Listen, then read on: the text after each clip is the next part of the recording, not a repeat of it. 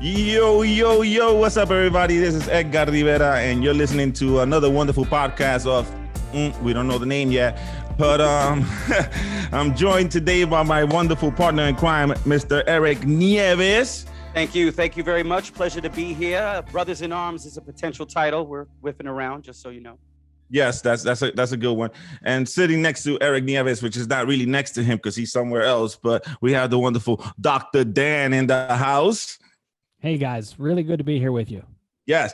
So I wanna talk about this podcast because I've been dying to do this podcast. As many of you know, I have my own podcast where I interview different comics, different friends of mine, and talk shit. But I wanted to do something different this time around and do a podcast with a meaning. So the meaning of this podcast to me is bringing awareness on how men need to talk more with each other.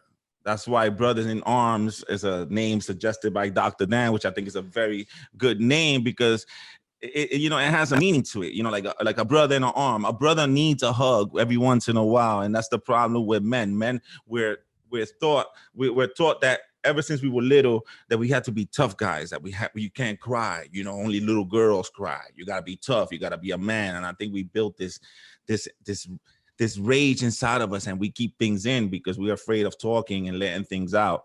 And I wanted to bring awareness to that. I had a good friend a few months ago who committed suicide, and that was the main idea to this podcast. That same day he did it, we were all texting on a group chat, and it was crazy. None of us would have known that this is gonna happen that night, and it blew my mind, and it brought more awareness on what people are really going through in life that we don't know, because we're so good, especially Eric and I, since we're comics. Comedians could hide every emotion when we get on stage. I've gone on stage on a night when my mother suffered a heart attack, and I went on stage and no one knew about it because I know how to hide it behind me. Good, but it could also be a bad curse where I feel that we need to let things out, you know. So I talked to Eric, and I mean, I think Eric and I have a good chemistry together where we could feed off each other, and every word that I fuck up, then he could do it because I'm a Latino and I will fuck up some words. So Eric is the one that fixes shit for me. And I told Eric, and I say, you know what, we should just do something that brings awareness, to let people know, let men know especially, that it's okay to talk. It's okay to let things out. You know what I'm saying? I've been going through a rough time myself the past year. A hard year. 2020 was crazy hard for me.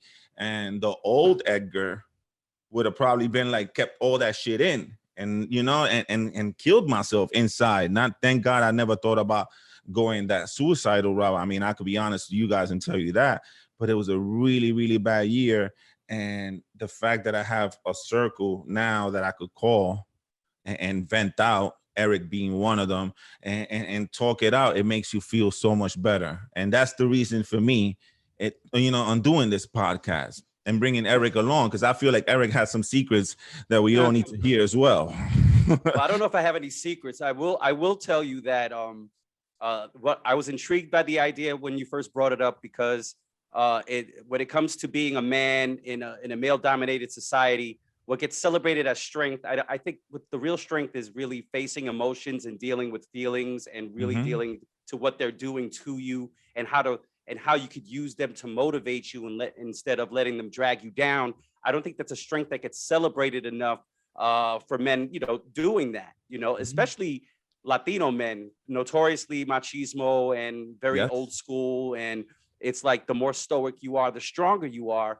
And as you said, it's really just, you end up bottling it up. And I think this is a great way for us to use the platform to not only, get a message out there and really talk about something important, but do it in a way that can make people laugh and make people more comfortable in talking about it. And sometimes you need to laugh to really talk about uncomfortable topics and subjects. And you need to do it with a little levity and a little love, and, and not so serious, so that we can really open up the gates. Because laughter, to me, like you always say, Edgar, the best medicine. True. Laughter can heal almost any wound.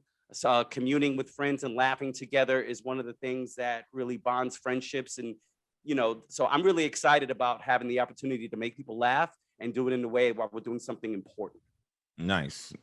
I feel like I feel that it'll be a good way for us to open up with each other No, I mean, I don't know if that sounds right, but you know what I'm saying? Like open up where I've seen you naked, Edgar. You can't get more feel, open. all right, let's scratch that.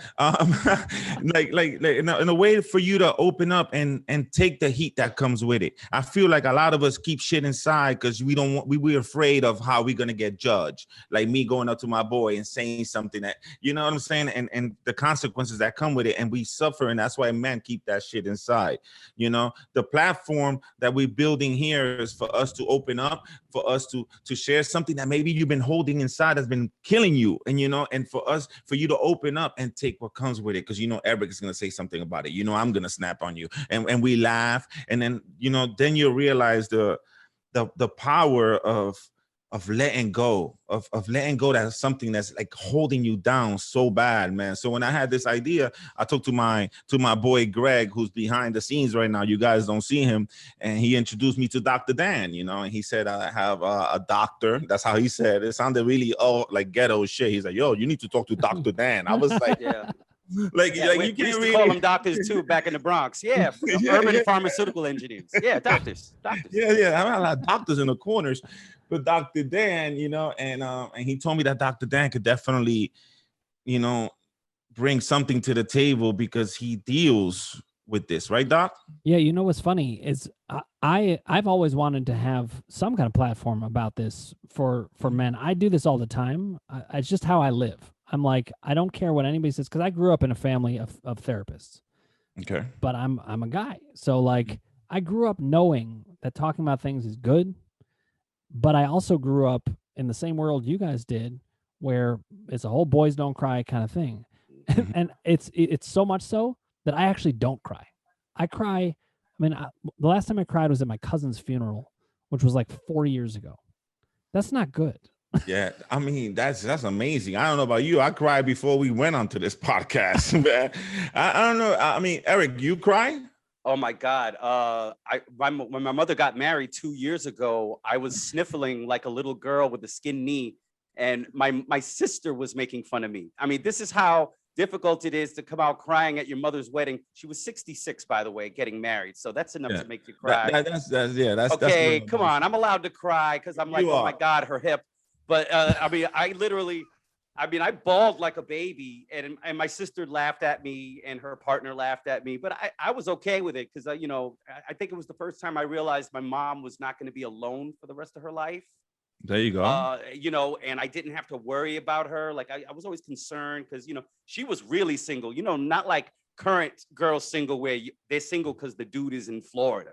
You know what I mean? Like she was literally alone with nobody for almost 3 decades, and then she meets a 72-year-old Georgia cowboy and ends up getting That's married. why you cried. Yeah, I cried because I couldn't believe she married a dude named JR. I swear she married a dude named JR. Beautiful redneck, love him to death. Got 8 cars, none of them nice. No. He's an awesome guy. He actually calls my mom little mama and all this stuff. But yeah, I was so I've always been kind of the crier. See, I think that's one of the reasons you wanted me here, Edgar, because yeah, we're both from the Bronx, but I was a little more sensitive than you, I think, as a kid. No. You know what, Dr. Dan, and I don't know if it's normal. I don't know if this happens to us as we get older, but yeah, I feel like this past year 2020 was so fucked up. Yeah, I cried. There's days that I wake up and I'm not embarrassed, I'm not ashamed. It doesn't take nothing away from my manhood, but I'm not afraid to say that I cry. There's times that I wake up and I just let it out. I cry for no fucking reason. I could see a commercial or some fucking heroic shit on TV and my eyes water up. Oh, listen. I mean, the times I cry the most are like superhero action movies. Like I just watched Deadpool and I was like, I didn't cry, but I was like, oh my God, so moving. It's like, and listen, I'm not saying that it's like here's the reason I don't cry as much. I'm not saying like that's a good thing, but I grew up in such a way that and I'm sure you guys were exposed to all kinds of things. So I'm just getting to know you, so I can't wait to find out about what makes you tick.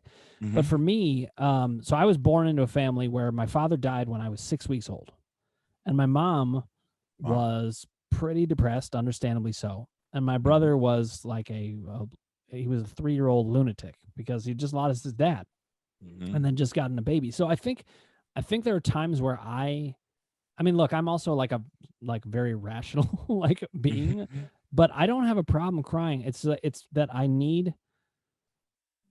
I don't even. It either has to be something that hits me like as a big thing, like when Jr. Marries your mom, like that. Maybe that's why I haven't cried. Jr. did not marry my mom, but it's either got to be We that just find or, out if JR got a brother. That's what we or need I'll to tell find you, out. like if I watch sports movies and the Cleveland Indians win it all, like in Major League, that's the thing that could make me cry. Really? Yeah. Okay. Well, I mean, Cleveland's got. You're from Cleveland, I am. Dr. Now. All right. Well, my condolences for the Look, sports years, except for Cavaliers. yeah, Recently. 2016 changed everything for me. Now I can probably cry now. It hasn't happened yet, but I feel like for me personally, even talking, just like talking to someone on something that I like from deep down or something emotional, like I feel like my eyes starts to water up, and like people could sense that. Just having a conversation or whatever it might be, where people come up to me and I just talk, and then when I feel like when I'm talking from the heart, you could actually see it in my face, and that's good. You want your emotions closer to you. Look, I have a lot of good like emotional health, but not crying is not part of it. Like I would like to get to a place where I can access it more. That sadness. I've got this is actually interesting. I think a lot of men have a lot of access to anger. Like that's permissible. Women are not supposed to be angry. They get criticized for being angry. Women and men get criticized for being sad. It's and there's nothing to it. It's like it doesn't even fit in reality. Every person's the same. Yeah. Well, this is why when I came up with the podcast, and not to be biased, I'm not nothing against women, but I wanted to do this about men and for men, because I feel like women have that platform. Women have the best friend. Your wife, well, something happened in your household, and her best friend will know it the very next day, and she gets to work. Women tend to talk more. They don't hold back as much as we do as men. And that's the difference. It's not, I mean, I feel like as men, we need to find, we need to find it to where like, okay, you know what? Let me let this shit out. Well, I don't think the lines being drawn so clearly at gender is part of the problem. Is that, we feel like as men, there are roles that are defined and are accepted. Anger is accepted from a man. Depression is not. Depression is weakness. Men cannot be weak. Men are the hunters. Men are the supporters. Men are the alpha in the relationship. So I think that it'll get better if we allow ourselves to. Yeah, we can be more than one thing. I can be in touch with my emotions and be strong when I need to be strong. I think it takes, to me, again, I'll say it again. I think it takes true strength to handle emotions, because to give into anger is the easy way out. And it's usually the way that most men end up going, myself included. I think it's so much rage inside. It's like it's built and built and built, and boom, it just snap. Let me just also say something. As a therapist, I'll tell you, everybody's got a ton of sadness and everybody's got a ton of rage. Everybody does. It's just built into the human condition. I mean, think about it. We're born into a situation where we're going to die, and everybody we love is going to die. I'm not saying this to be depressing, but it's definitely coming off. No, that's true. It's true. But, and I think this is where humor also comes into play. Eric, you were saying this, and I had a patient that I worked with, actually, ironically a woman, but she would say, I'm dead inside. Like, I don't cry. I'm not going to do any of that stuff. We had to, for the first like 3 years, I would call it joke therapy, where I would actually, and it really is true.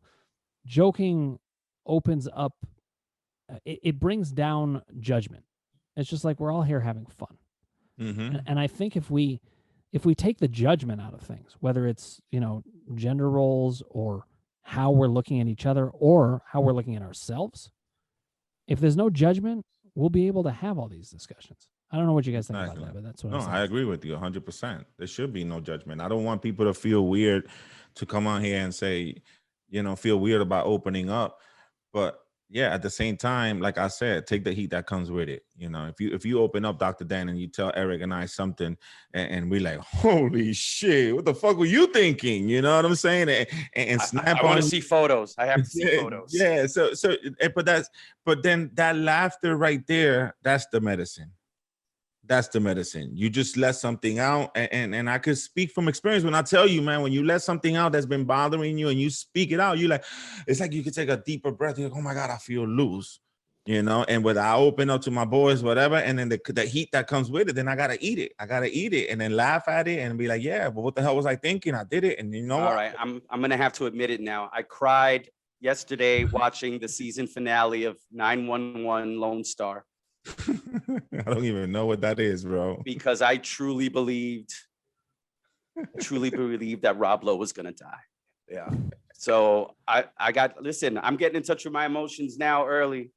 See, there you Eric, go. Did you cry because you believed he was going to die and he didn't, or you believed he was going to die and you were just that scared? I was really disappointed that they didn't use this as an excuse to just get rid of Rob Lowe. I'm just really jealous of Rob Lowe because no one should be that old and that good looking and that charming. And my wife loves him and I hate him. So Yeah. he's just one of those guys. Dude, that dude is like 70 years old already, right? Look at the guy. All right. And I don't think he's that old. He's not that old, but he looks a bit, those Atkins bars he's eating. I bet you he's in touch with his feelings.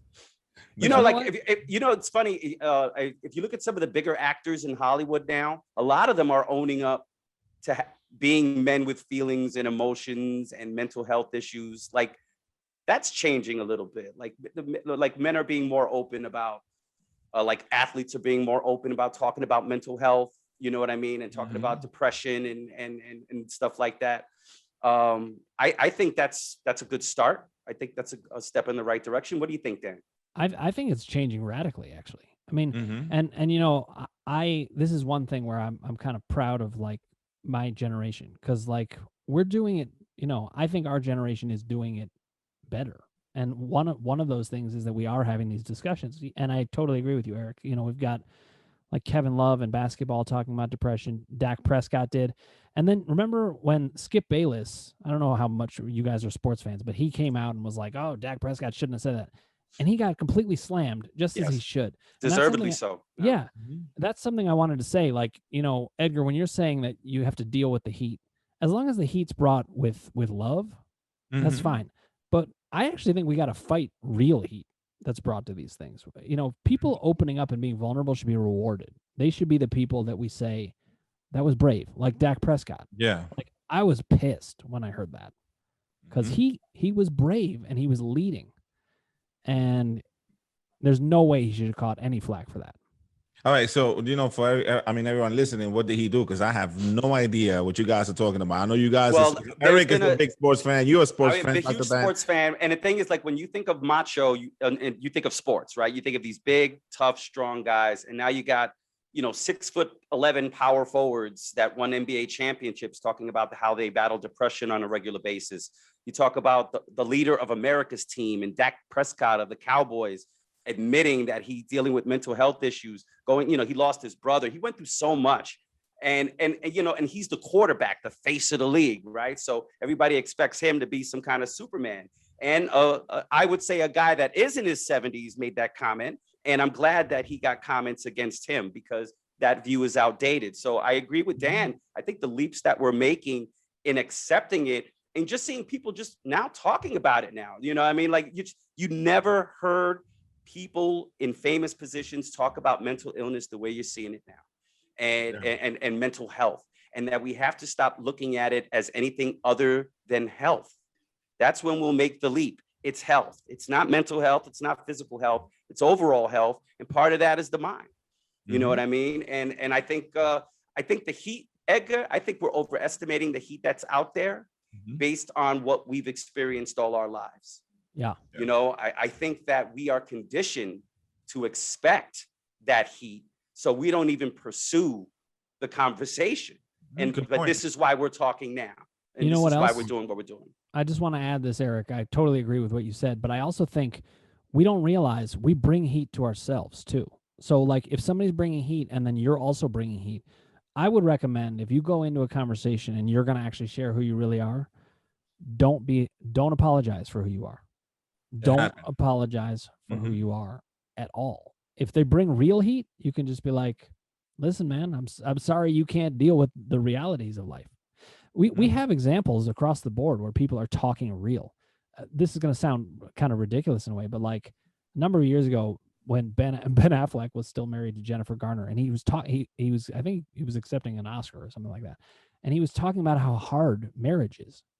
That was a great moment for people. Like, to just open that up. It actually was really brave to just be like, listen, we're not perfect. Or like Robert Downey Jr., he struggled with addiction issues. Anytime we talk about something, it gets better. And the thing that we haven't been talking about is feelings. I'm going to say it again. I know this is a show where we're going to focus more on the men, but I do think that women and anger doesn't get talked about. And I think sadness and men does not get talked about. And so the more we talk about it, the better this goes. We have to lead by example. Everybody has a chance to lead. If you go in there and I totally agree with what Eric said. You may be overestimating the heat that's coming. But even more important than that, why would you be getting any heat anyway? You're just being who you are. Yeah, that's true. And a good point. You brought up marriage. Marriage is a perfect example because everybody wants to portray that wonderful couple, that loving couple. You know who I appreciate the most? The fucking people that argue in front of each other and make you feel awkward. Those fucking people really love each other, right? When you see fucking people like go at each other, like, fuck out of here, fuck you. When he like comes close to mushing her head in the grocery store, that's genuine. I don't know. That's a little too far. Genuine love. but they're not afraid to show their warts. You know what I mean? Exactly. And that's what's up. You appreciate that honesty. I feel like that's fucking true love. Like when you see that, I hate to see a couple. Have you ever seen a couple that look like they're perfect for each other?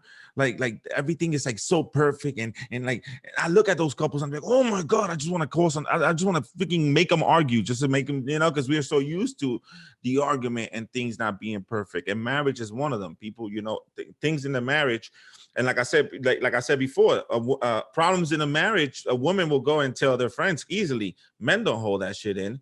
God forbid. Perfect example. God forbid your wife, your girl has an affair.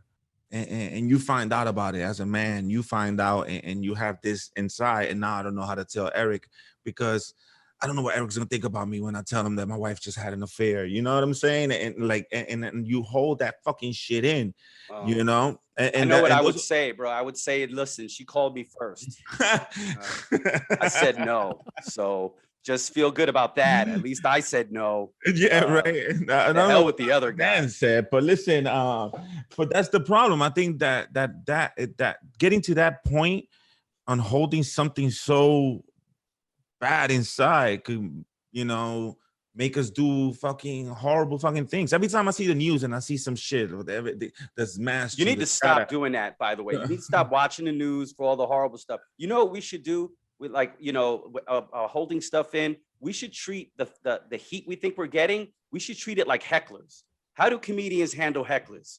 Yeah, do them down. Exactly. Right? So that's right. So when that heat comes, just take them down, son. Just do the old, the way we handle a heckler. We knock them down with the truth. And then like Dr. Dan said, you don't apologize. If I'm gonna open up to you, I'm not gonna say, yo, I'm sorry, because that's not right. It's done. What's done is done. You know what I'm saying? Even more, you did something good. Like, exactly. We got to go the extra mile. It can't be like what's done is done only, because it's also, you didn't do anything wrong. You did something good. You led. I want people who listen to this podcast and who listen to us talk, and eventually, like I said, the plan of the podcast is to have different guests on, whether they might be entertainers, celebrities, whoever, sports, a player, whatever it is, whoever we bring on. You will never get an athlete on this show, Edgar. Well, Dr. Dan right there. Maybe Dan can, because Edgar don't know nothing about sports. By the way, I could get the local handball player from the handball courts in the Orchard Beach in the Bronx. You can get a softball player from El Barrio to show up, baby. guys, the way to do this is to bring an athlete on the show, and we'll see if Edgar knows who they are. Oh, my yes. God. That'll be the yes. best. We'll find the like most famous athlete we can, and Edgar won't know who they are. He will have no I won't. idea. Yeah, you're absolutely right. I won't Does he not. play for the Yankees? That's it. That's all I know. The That's all he Yankees. knows. The Yankees.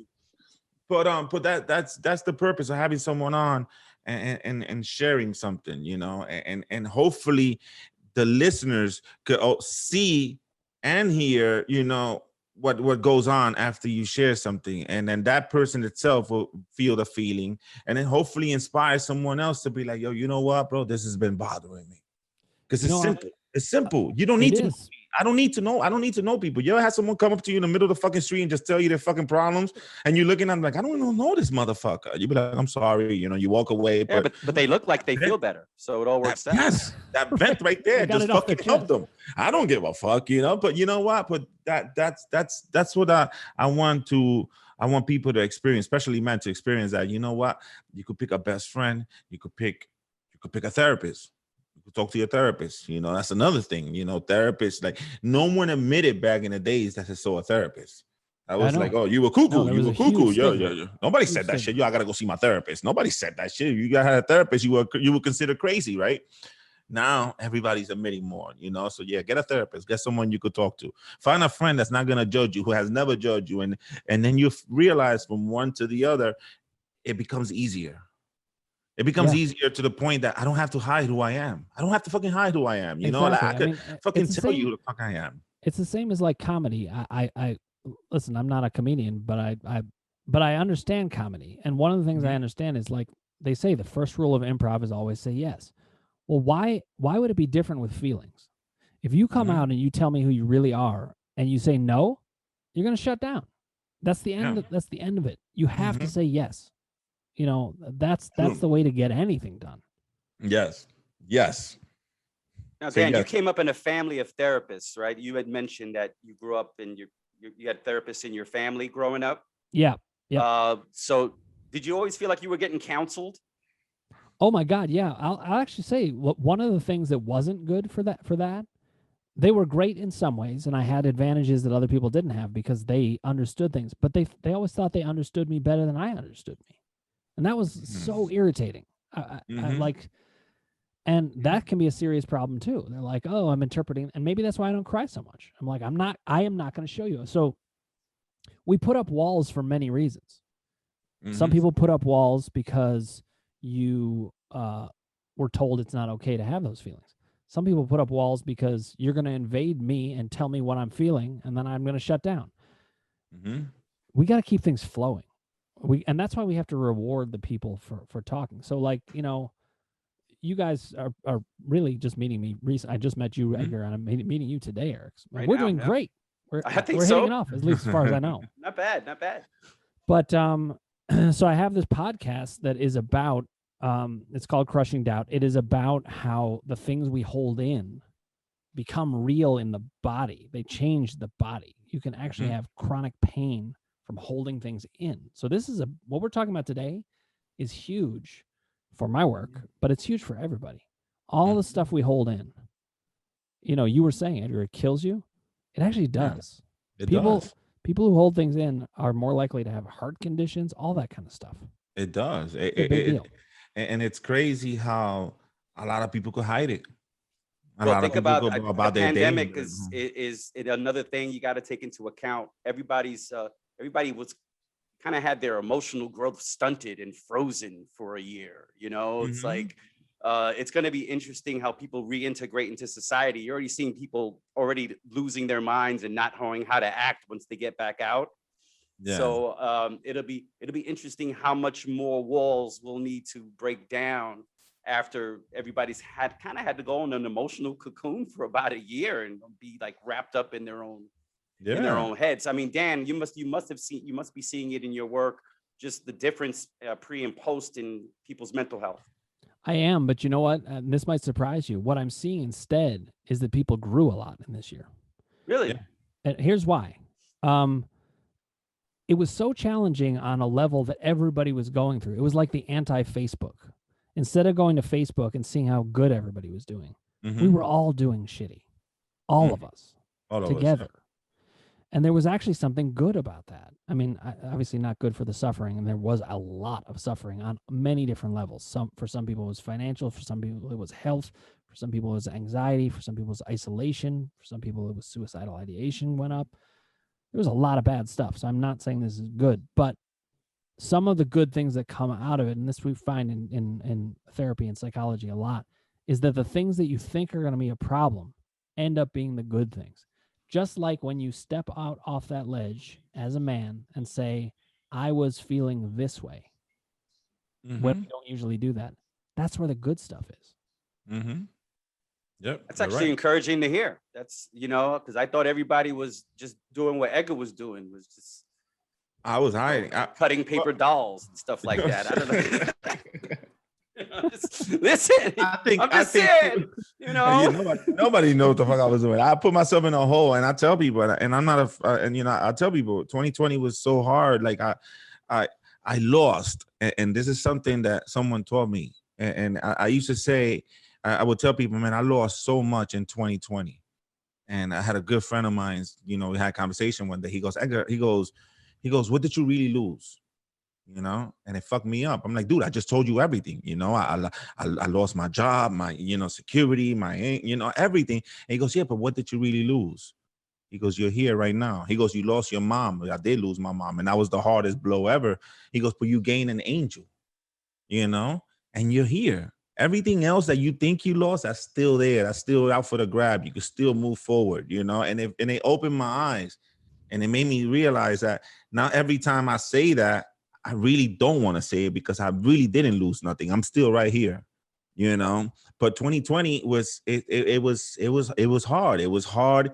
I like to think of it as like a cleanse, like a body cleanse. It made us appreciate the things we took for granted. It made us appreciate our loved ones. It made us, appreciate every little thing that got taken away from us. Because, like you say, Dr. Dine, we were all going through it. Yeah, actually, interestingly, what I'm worried more about the adjustment is what are we going to forget that we learned? In a way, it's the opposite. Which is already happening. If you look at TV, they're opening up now. They're opening up, no masks and everything else. And I feel like it blows my mind because I was like, we just lived a pandemic. A pandemic is about to be over. 30, 40 years from now, they're going to be talking about this fucking pandemic, and we just lived it. And no matter, and I feel like it's a good point. I feel like it's fading away. The more they open up, the more people are going to go out, the more people are going to just forget everything that just happened. And that's the thing. A show like this is the antidote to that. We need things like this, where we very tenaciously hold on to what we learned in the hard times. Whether it was a pandemic or not, we need to hold on to that, and we need to fight for it. And it's one of the reasons I do shows in general. People need to have somebody out there leading that discussion and talking about it and refusing to let it go away. I'm telling you, I'm not going back to the way I was before the pandemic. I'm not. I'm going to learn the lessons of the pandemic. Things like, who are my actual priorities? I used to think about many different people because I just like people. But the pandemic actually helped me think about who are the essentials, who are the people that I really need. And that's how I'm going to live. And that's how I'm going to live post-pandemic. I refuse to go back. Yeah, it's true. Well, Edgar could tell you I was kind of already living in a state of isolation before the pandemic because I always hated going out. So it actually worked for me to not go places. But I go tell you, I always hated going places, but yo, this is the dude. Let me tell you, you don't know how honored I am to have Eric on this. For Eric at least to commit to doing this podcast and coming up here, I applaud him because it's something that I know. I only committed for one reason, okay? Wow. Because I want you to share a picture of you wearing that cone that you had to wear when you had your neck work done. You looked like a cat. The cones that cats wear, Dr. Dan? All right. Was wearing one of those? Edgar was rocking the cone after a neck surgery, okay? I didn't like a month. I wanted to roll snacks down it to see if it went down, and you know how fucked up it was. How do you sleep with that, Edgar? No, dude, it wasn't like an actual cone like that, but I had to. It was hard.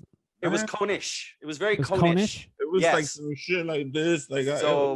I'm doing this to just see a picture of that, to be honest. And I will post it now. All right, Edgar, that tells us we can't have that picture come out until like 10 seasons in. Yeah, Because you gotta build up. Eric. You gotta build up the suspense. They have to flirt first before you reveal the picture. We gotta at least develop a secondary. Getting back to Eric, and I'm on Eric a lot. Eric, when Eric and I had the Tangana Comedy Posse, which is a sketch comedy troupe, and we did it at the New York Poets Cafe in New York City, Eric sort of like retired comedy.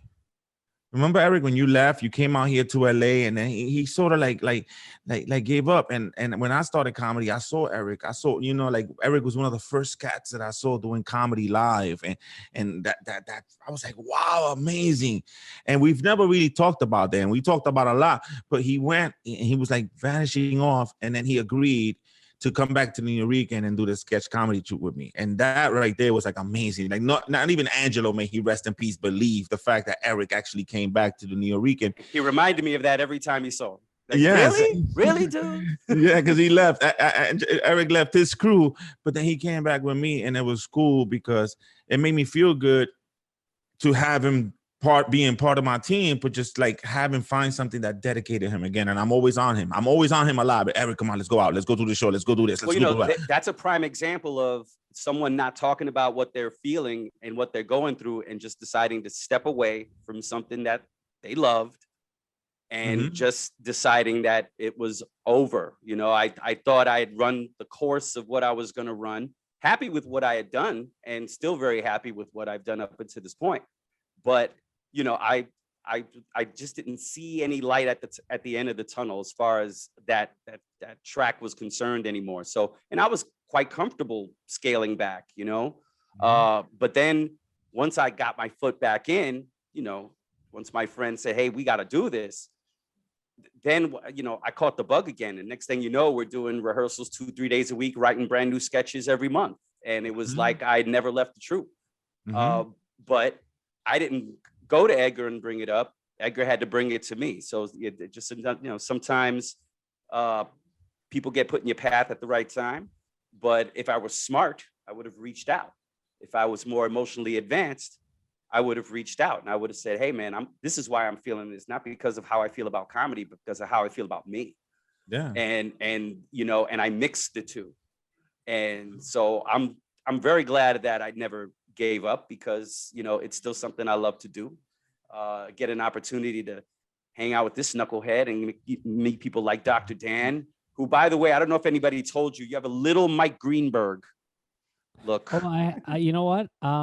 I have not been told that before, but a mix of the guy from FS1 and if Mike Greenberg and Nick. No, I'm looking at myself right now. I'm like, I do look a little like Mike Greenberg. The beard. It's the beard, but also my hair is a little longer than it used to be.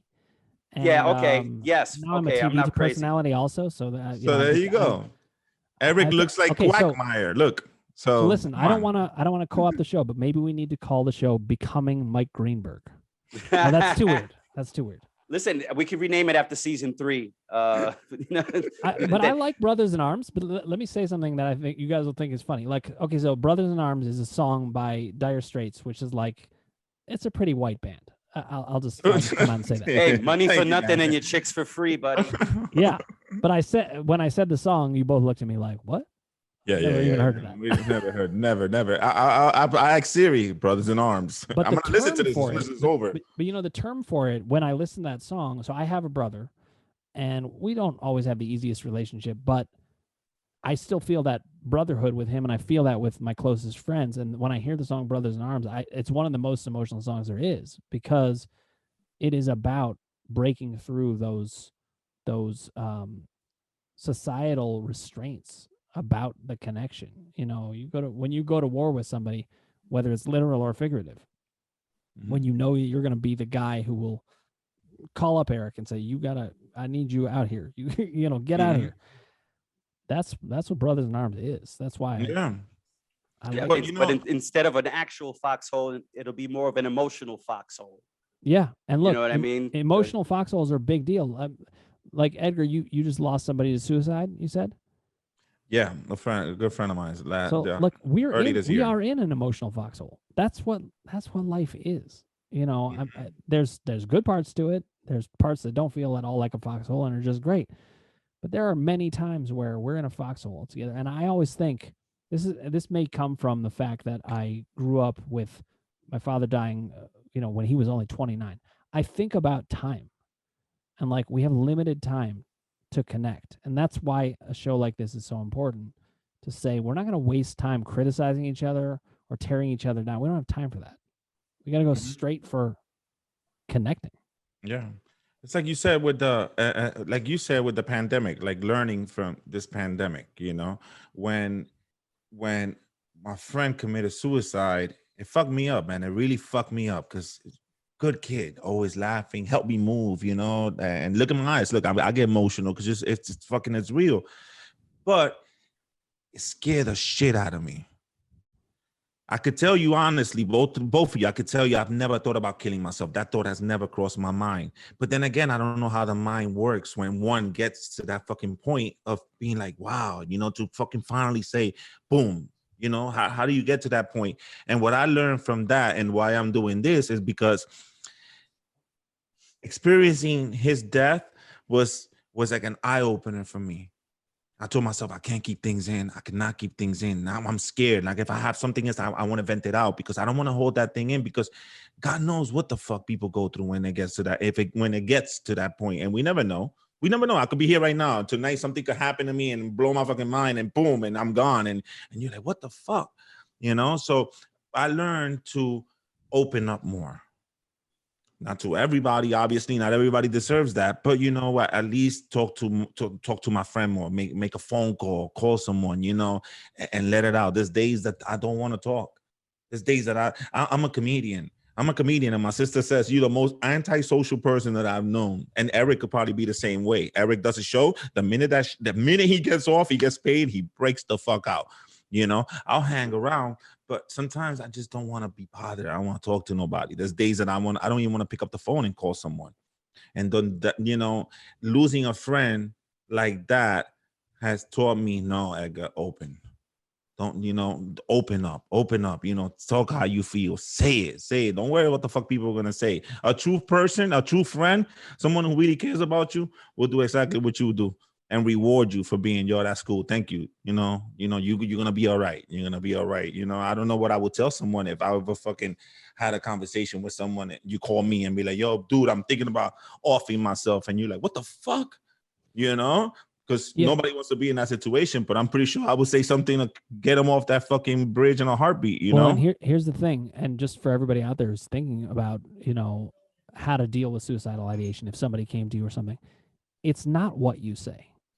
It's that you don't shut them down. If you leave it open, then lots of things can get talked about because suicide happens because the person does not see a way out. And if they feel shut down, maybe that was the last way out that they could possibly see. So it's not about what you say. You don't have to be perfect in what you say at all. You just have to. It's like with improv. Seriously, you say yes. You say yes. You say yes to that person, and this is why whenever anyone opens up to me about anything, I don't care what it is, I'm going to support them. And this is not true for like people who are like being a jerk or something like that. I don't just give it to anybody. But if somebody's being truly vulnerable, I'm going to reward them. I'm going to do it every time, and I'm never going to stop that because I know that can be the difference right there. Yeah. And then coming from I want to be rewarded, by the way, Dan, if you're going to reward us for sharing, I want to be rewarded in cookies. Is that possible? Okay. I can do it. Okay. It's unconventional from the therapist. Have to be weed cookies though. Weed cookies. Well, we could keep it separate. I like to separation of church and state. I like to keep my weed and food separate. Weed inspires food, not the other way around. Listen, if I'm going to reward you, it should be with cookies and not weed. I shouldn't be dispensing that. Exactly. Cookies, better way to go. Sugar high. Woo. Yeah. Well, hilarious.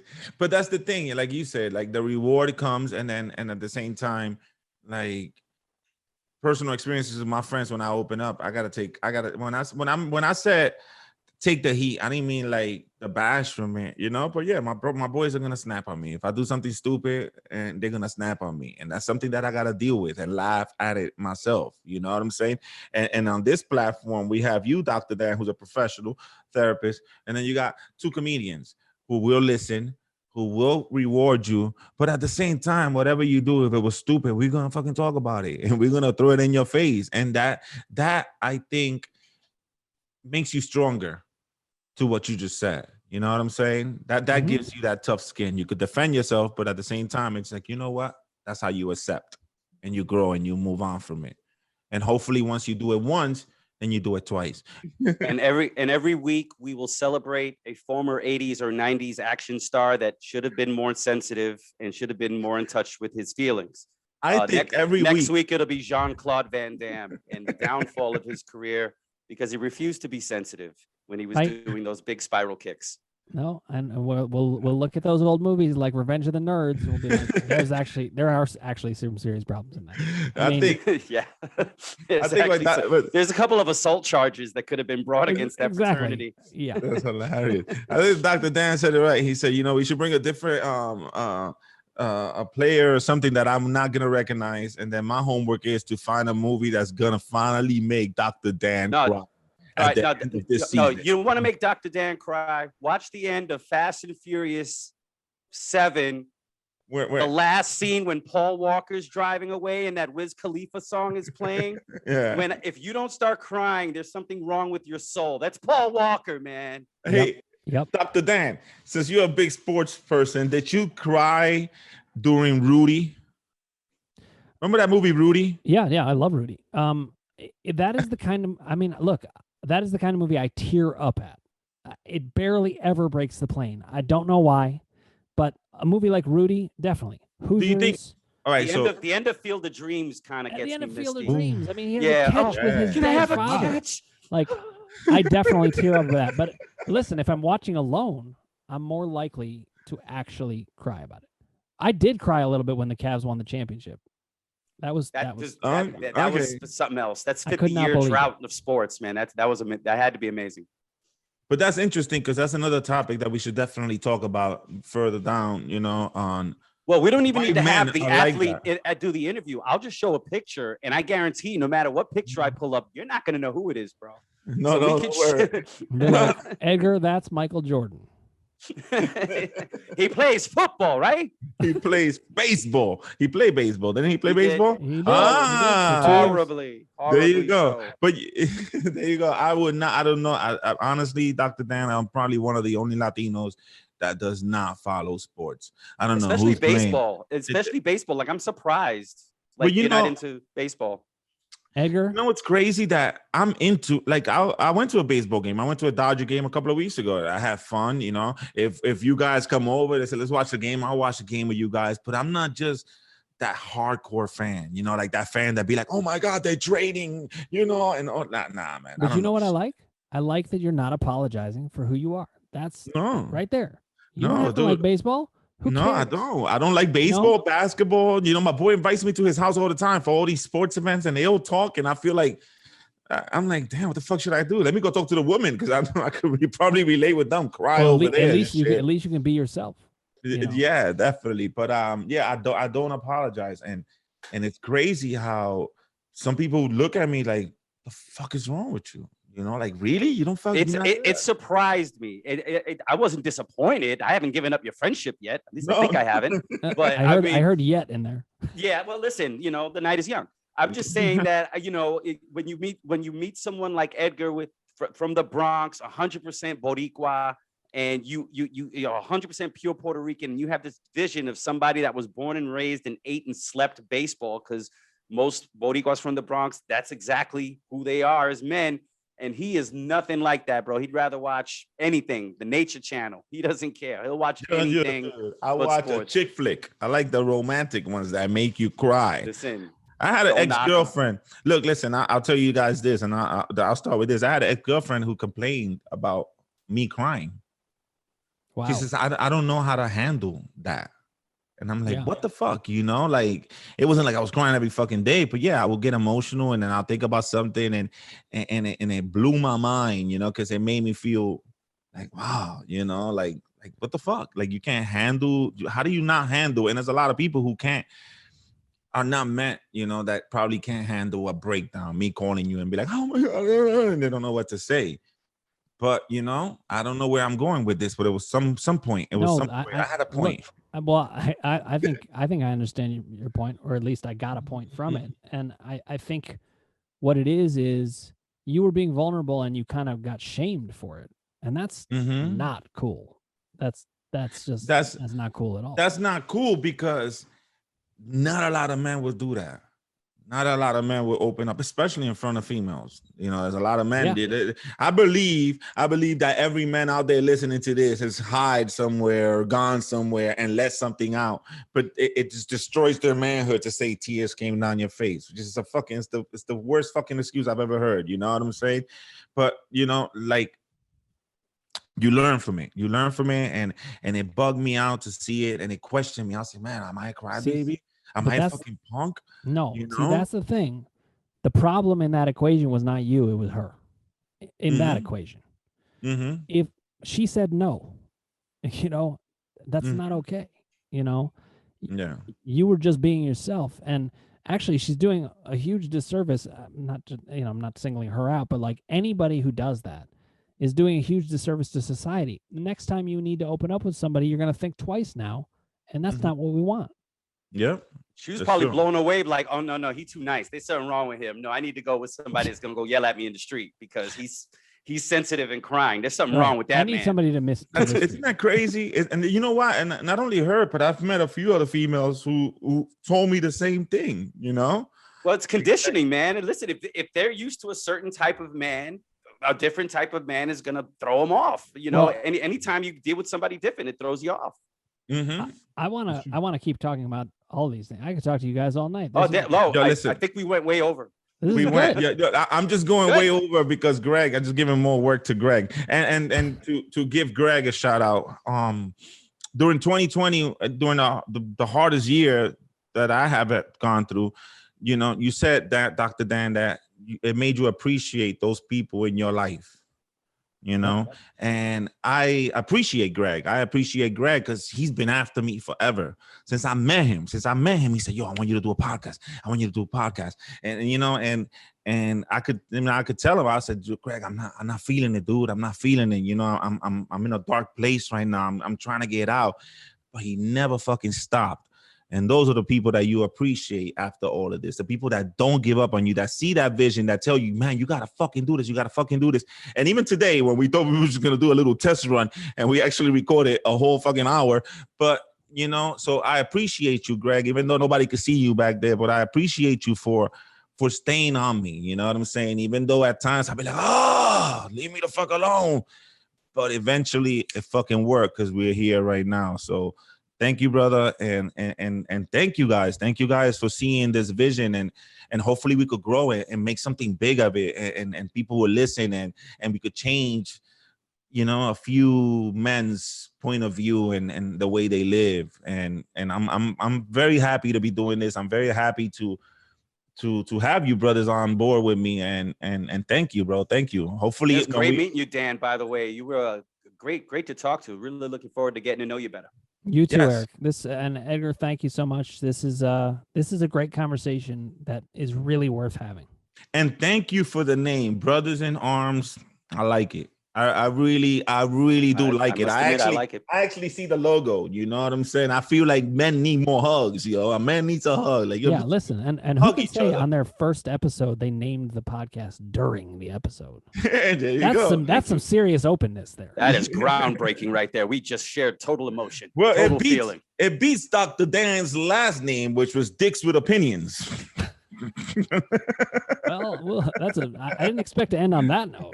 Nah. But this shows us. How about cocks with controversies? This shows us the show can go anywhere. Phalluses and facts. It could go, but the way I see it is, for the next episode, I want to share something, you know. Hopefully Eric would share something as well. If you want to share something yourself, I'm open Dr. to Dan, because share I feel like listening to you and how you tell me that you don't cry and you built that wall. Now I'm wondering if it was because the fact that you lost your dad so young and you had to live that life, and you know, did that make you stronger? Did that have something to do with that? So hopefully you could share something on that, and eventually make ourselves better as men. Yep. And pass that fucking flow where everybody could fucking do the same, you know. So next episode, I will definitely share something. And I'm open. You guys could fucking hit me from every corner that you want. I got something really good for you guys. And then moving forward, man. So brothers in arms, yo, brothers in arms. I want to Brothers see the in cone. arms. I want to see the cone. Shut up, bro. Shut up. Not till season 10.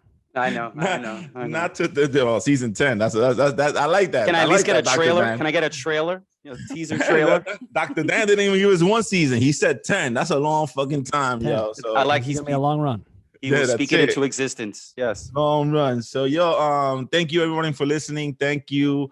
I hope that today we just changed one person's life. I hope today you speak up. I hope today you say something that's been bothering you. I hope today you let it out and feel good about yourself and know that it's okay to talk, especially you, brother. So it's okay. It's okay to let it out. So for my part, Eric, Dr. Dan, I think we should do some shit where we like brothers in arms at the end, like a fucking.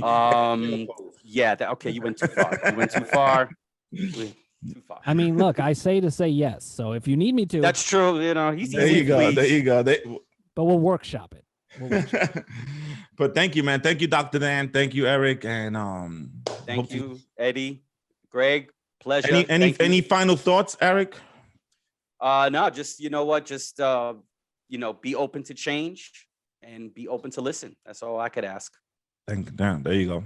Good one, Dr. Dan. Listen, you've already covered it, and I think we're doing great work here already, and I'm excited. The only thing I will add is that we're going to have people listening, and this is a chance for you to sign up to hear more of this. And so, you know, if you haven't already, click subscribe, ring the bell for notifications. This is a YouTube show. Hit like if you like what you're hearing, and put your comments below to any of the three of us, and we will get back to you, and we'll probably say yes. Dan definitely will. Dan is the yes man. Yes, man. That was a funny movie, by the way. But thank you guys, man. Thank you, and everybody listening, man. Stay tuned. Some big things are coming, y'all. All right, fellas. See you next time. All right.